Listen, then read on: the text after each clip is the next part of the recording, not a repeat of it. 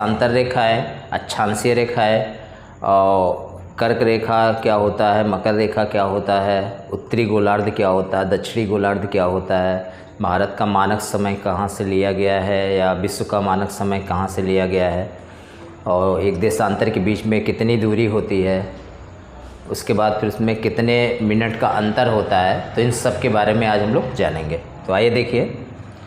अब देखिए, इस पूरे गोले को जो दो भागों में बांटता है इसी को बोलते हैं हम भूमध्य रेखा। बात समझ में आ गया? तो ये होता है भूमध्य रेखा। अब इस गोलार्ध ऊपर वाले को कहते हैं उत्तरी गोलार्ध और नीचे वाले को कहते हैं दक्षिणी गोलार्ध। अब जैसे देखिए, इसके ऊपर जितना भाग होगा उत्तर की तरफ होगा, उत्तरी गोलार्ध हो जाएगा। इसके नीचे जो भाग होगा वो दक्षिणी गोलार्ध में आता है। समझ में आ गया? उसके बाद देखिए, ये जो लाइन होती है इसी को बोलते हैं देशांतर रेखा। ये जो आपकी लाइन जो दिख रही है इसी को बोला जाता है आपका देशांतर रेखा।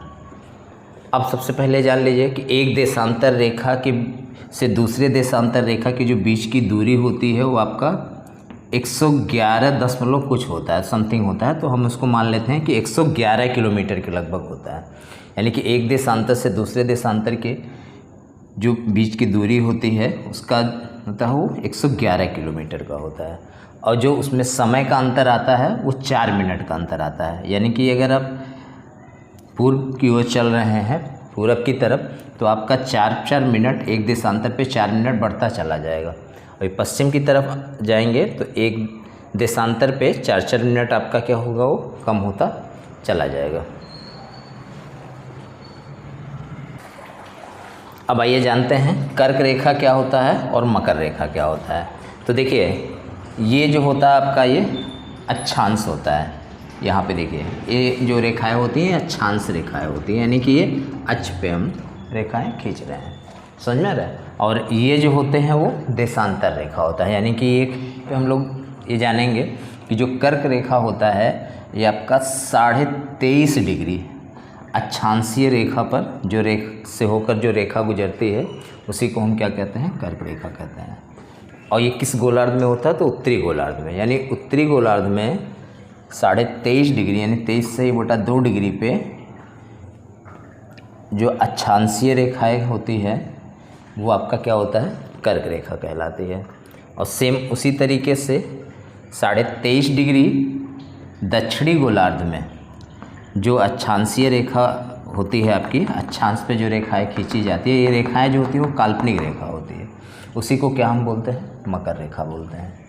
समझ में आ रहा है? जो आपका सूर्य होता है इसी कर्क रेखा और मकर रेखा के बीच क्या करता है, आपका परिक्रमा करता है। तो उसी हिसाब से मेरा दिन और रात छोटा या बड़ा होता है। अब जैसे देख लीजिए, अगर सूर्य जो है आपका मकर रेखा की तरफ है तो जो आपका मकर रेखा की तरफ होगा, यानी कि किस गोलार्ध में होगा, दक्षिणी गोलार्ध में होगा। तो सूर्य जब दक्षिणी गोलार्ध की तरफ आएगा तो उत्तरी गोलार्ध में आपका जो दिन होगा वो छोटा होने लगेगा। और जब सूर्य उत्तरी गोलार्ध में जाएगा तो दक्षिणी गोलार्ध के दिन क्या होंगे, वो छोटे हो जाएंगे।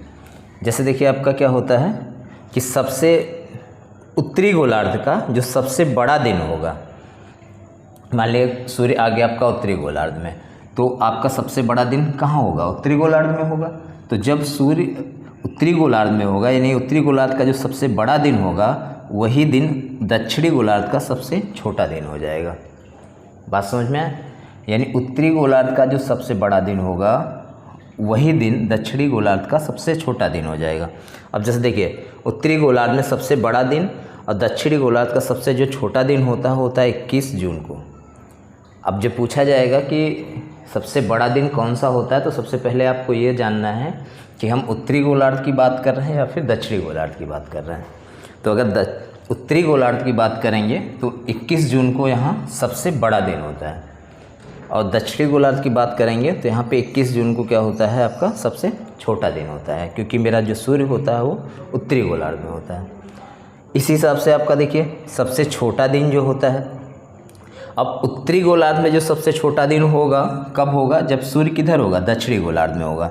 तो अगर बात करें 22 दिसंबर को, तो 22 दिसंबर को आपका जो सूर्य होता है वो दक्षिणी गोलार्ध में होता है। तो उत्तरी गोलार्ध में 22 दिसंबर को सबसे छोटा दिन हो जाता है और दक्षिणी गोलार्ध में 22 दिसंबर को क्या हो जाता है, सबसे बड़ा दिन हो जाता है।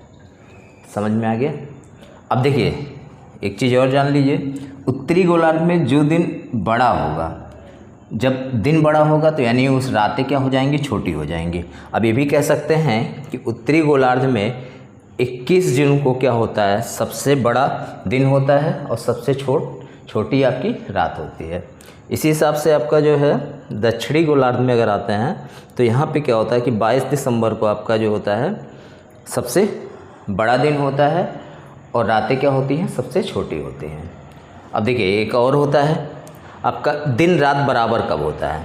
तो देखिए सूर्य क्या करता है, जब परिक्रमा करेगा यहाँ से यहाँ, तो 6 महीने जब ऐसे घूमेगा तो 6 महीने कहाँ रहता है, उत्तरी गोलार्ध में रहता है और 6 महीने दक्षिणी गोलार्ध में रहता है। समझ में आ रहा है। तो जब इधर से इधर की तरफ जाएगा सूर्य, ऐसे जब घूमेगा तो देखा जो 21 मार्च को सूर्य यहाँ आ जाता है, तो 21 मार्च को क्या हो जाता है, जब वो भूमध्य रेखा पे होगा सूर्य, तो क्या होगा वहाँ पे दिन और रात बराबर हो जाता है। इसी तरफ से जब इधर आ जाएंगे तो 21 मार्च और 23 सितंबर को आपका जो होता है वो दिन और रात दोनों बराबर हो जाता है, क्योंकि सूर्य कहाँ होता है आपका, भूमध्य रेखा पे होता है।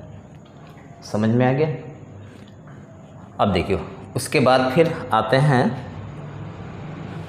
देखिए आपका मध्याह्न रेखाएं या ग्रीनविच या देशांतर रेखाएं क्या होता है, या जीएमटी क्या होता है, विश्व का मानक समय। तो पूरे विश्व का जो मानक समय लिया गया है आपका वो 0 डिग्री देशांतर से लिया गया है। ये आपका विश्व का मानक समय। इसी हिसाब से आपका भारत का मानक समय होता है, तो वो अभी आगे हम बताएंगे। तो विश्व का जो मानक समय लिया गया है आपका ग्रीनविच से लिया गया है, ग्रीनविच में यानी 0 डिग्री देशांतर से लिया गया है। इसी को मध्यांश रेखा भी बोला जाता है, इसी को जीएमटी बोला जाता है, यानी ग्रीनविच मीन टाइम, यानी कि ये पूरे विश्व का जो है वो मानक समय होता है। ये बीचों बीच में होता है। अब देखिए सबसे पहले ये जान लीजिए कि मानक समय हम किसी भी देश का निकालते कैसे हैं। जैसे मान लें इंडिया का मानक समय में निकालना है तो देख लीजिए कि उसके अक्षांशीय विस्तार कितना है। समझ में आ रहा है। तो एक छोर से दूसरे छोर पे जितना विस्तार होगा उसका मीन ले लीजिए, यानी कि उसका मिड पॉइंट ले लीजिए। बीचों बीच का जो देशांतर रेखा जहाँ से काटेगी बीचों बीच में, वही उसका क्या हो जाता है, आपका देशांतर रेखा हो जाता है। जैसे इंडिया का अगर हम देशांतर रेखा की बात करें तो जहाँ से जो है आपका देखिए, जैसे इंडिया जो आपका है वो कहाँ है, किस गोलार्ध में है, तो उत्तरी गोलार्ध में है। और किस चतुर्थांश में है, तो उत्तरी और पूर्वी, पूरब, यानी उत्तर और पूर्वी चतुर्थांश में है। तो पूरब से पूरब की तरफ जो विस्तार होगा वही विस्तार उसका क्या हो जाएगा, आपका देशांतरीय विस्तार होगा।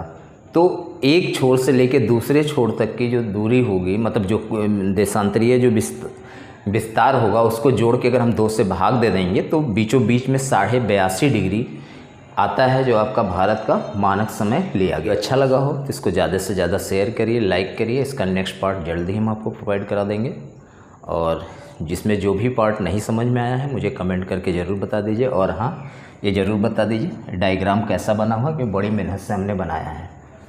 हालांकि मेरा आर्ट उतना अच्छा नहीं है, लेकिन फिर भी बहुत कोशिश करके हमने इसको पूरा अच्छे से बनाया है।